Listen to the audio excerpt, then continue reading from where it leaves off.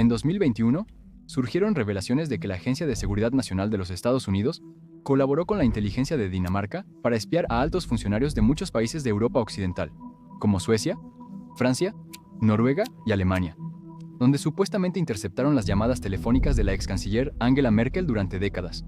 Las afirmaciones de espionaje de Estados Unidos ya tenían años para 2021, pero cuando después salieron noticias sobre la colaboración de la inteligencia danesa, causó alarma en Europa.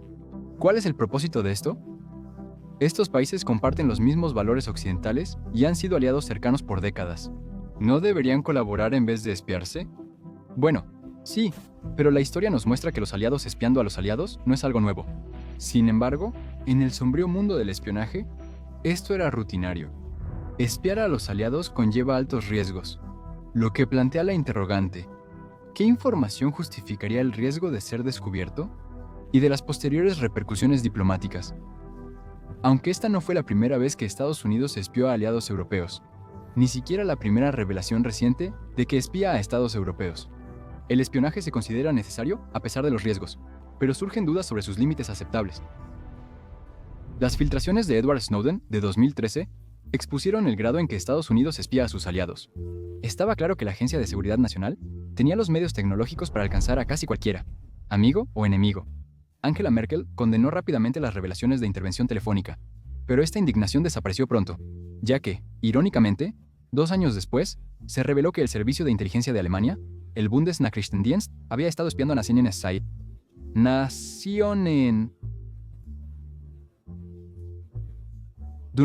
Haciendo su rasha. De Nalarikanassina. Desde la Casa Blanca de Estados Unidos hasta ministerios del interior de Estados miembros de la Unión Europea, incluyendo Polonia, Austria, Dinamarca y Croacia. Incluso se dirigieron a miembros de organizaciones benéficas y organización no gubernamental como el Vaticano. Pero de nuevo, nada de esto es realmente sorprendente. Cuando estas filtraciones salieron a la luz en 2013 sobre el espionaje de Estados Unidos a Alemania, también incluyeron archivos sobre la Agencia de Seguridad Nacional espiando a 3 presidentes franceses: Jacques Chirac, Nicolas Sarkozy y François Hollande, entre otras cosas. Y la respuesta a esto de un hombre conocido como Bernard Squarcini, quien era el jefe de la Dirección General de la Seguridad Exterior, el equivalente francés a la CIA, solo un año antes, en 2012, no fue sorpresa en absoluto. Admitió que Francia también espía a Estados Unidos. Dijo, y cito: "Los servicios de inteligencia franceses saben muy bien que todos los países, sean o no aliados en la lucha contra el terrorismo, se espían mutuamente todo el tiempo. Los estadounidenses espían los intereses comerciales e industriales franceses, y nosotros hacemos lo mismo con ellos, para proteger los intereses nacionales de nuestras empresas". No había nada realmente sorprendente en este informe. Nadie está engañado. Esta cita revela una de las principales razones para ello: el espionaje económico. Durante los años 80 y 90, por ejemplo, la Dirección General de la Seguridad Exterior se dedicó al espionaje económico contra los Estados Unidos. Las agencias de inteligencia francesas espiaron a empresas estadounidenses para favorecer a las compañías francesas en varias industrias. Se acusó a los agentes franceses de espiar a International Business Machines, que junto con Microsoft, era una de las mayores empresas de tecnología en la Tierra en ese momento. Según informes, agentes de la Dirección General de la Seguridad Exterior estaban involucrados en robar información propietaria y sobornar empleados para obtener secretos de International Business Machines, con el fin de mejorar la competitividad de Francia en el campo de la tecnología de la información en rápida expansión. El exdirector de la CIA, Robert Gates, acusó a la inteligencia francesa de irrumpir en habitaciones de hotel para robar portátiles de prominentes empresarios visitantes. Surgieron informes de que la inteligencia francesa espiaba para beneficiar a Airbus, su fabricante de aviones, y romper el dominio de mercado de Boeing, su rival estadounidense. Esto va de la mano con la red de vigilancia global de señales Echelon, que se creó a finales de los años 60 como una herramienta de recopilación de inteligencia contra la Unión Soviética y sus aliados del bloque oriental. Fue operado por una coalición de 5 naciones anglosajonas. Esas son los Estados Unidos, Reino Unido, Canadá, Australia y Nueva Zelanda, también conocida como la Alianza de los 5 Ojos. Pero tras el colapso de la Unión Soviética, el programa Echelon y sus capacidades quedaron intactas. Tras la caída del telón de acero, la revelación progresiva de este programa secreto inquietó a los líderes europeos. Si esto trataba de espiar a los soviéticos, ¿por qué sigue en marcha? ¿A quién espían ahora? Esta ansiedad parecía bien fundamentada. De acuerdo con informantes, el programa se modificó para recolectar emails, servicio de mensajes cortos y otros datos de smartphones a gran escala. Aún peor, se alega que los países participantes interceptaban comunicaciones de sus propios aliados, incluyendo líderes políticos y empresarios en Europa.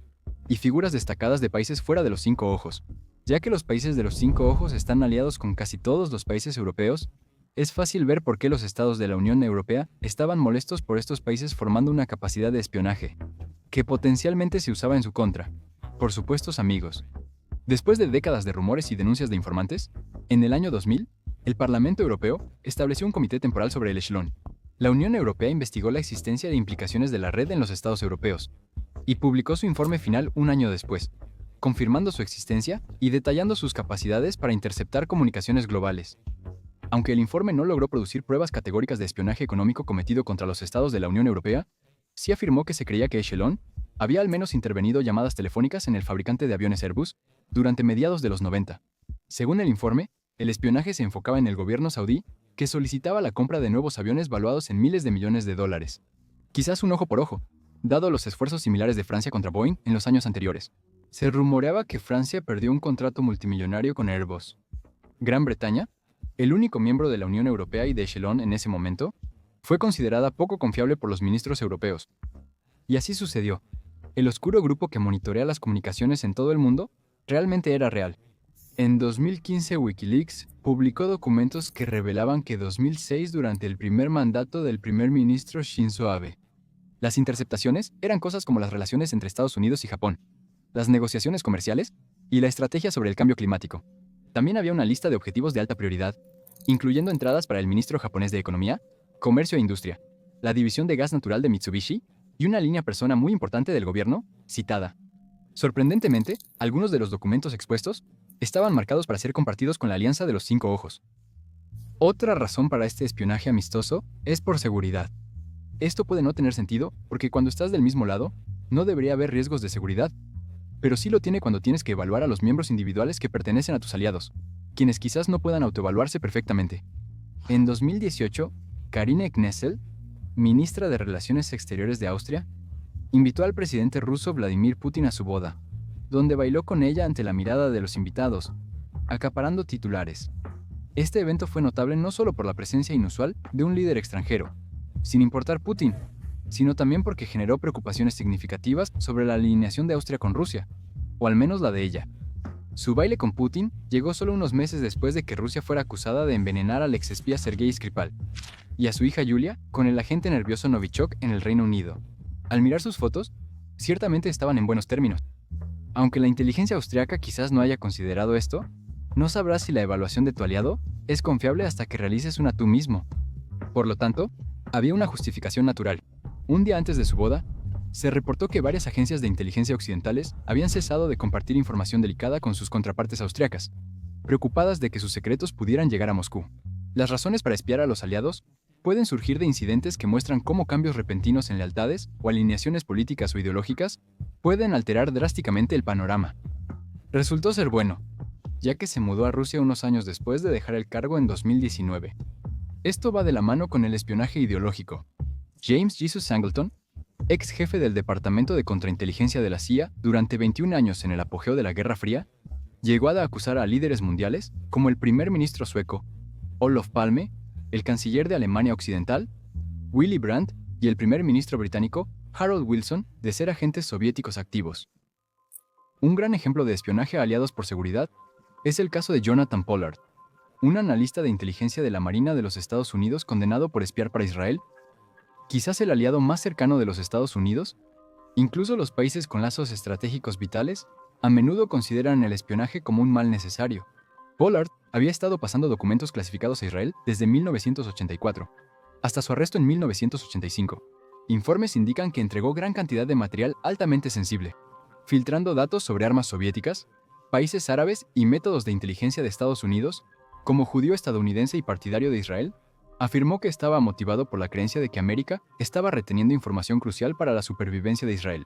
Pollard fue descubierto tras un comportamiento sospechoso prolongado que desencadenó una investigación. Los colegas notaron que accedía a documentos clasificados no relacionados con su trabajo como analista de defensa y recolectaba material sobre temas ajenos a su área. Sus intentos cada vez más arriesgados de pasar información a los agentes de Israel finalmente llevaron a su arresto. Las acciones de Pollard tensaron las relaciones entre Estados Unidos e Israel, destacando cuán descarado puede ser el espionaje, incluso entre los aliados más cercanos. Pollard fue declarado culpable y condenado a cadena perpetua, pero solo cumplió 30 años. Ahora vive en Israel y es visto como un héroe del país. Como podemos ver, a veces hay una tensión entre los principios de un país y sus intereses. Debe haber un balance entre los valores y los resultados esperados. Los jefes de espías deben sopesar los riesgos de ser atrapados en el acto contra ser simplemente sospechosos de espiar. Israel depende en gran medida de las armas de Estados Unidos para defenderse de los estados hostiles que prácticamente lo rodean. Y, en términos simples, Israel debió haber sabido que siempre existía el riesgo de que su hombre en el interior fuera expuesto por los estadounidenses. Israel consideró aceptable este riesgo. Esto no es puntual, ya que en 2019 se supo que Israel instaló dispositivos de espionaje de teléfonos móviles cerca de la Casa Blanca y otros sitios sensibles en la capital de Estados Unidos. En respuesta, un exoficial de inteligencia estadounidense afirmó que hacen lo mismo en Tel Aviv. Mientras tanto, desde 2004 hasta 2014, Canadá devolvió a los Estados Unidos a 5 de un total de 21 de aquellos prohibidos en Canadá por razones de seguridad por participar en un acto de espionaje que es contra Canadá, o que es contrario a los intereses de Canadá.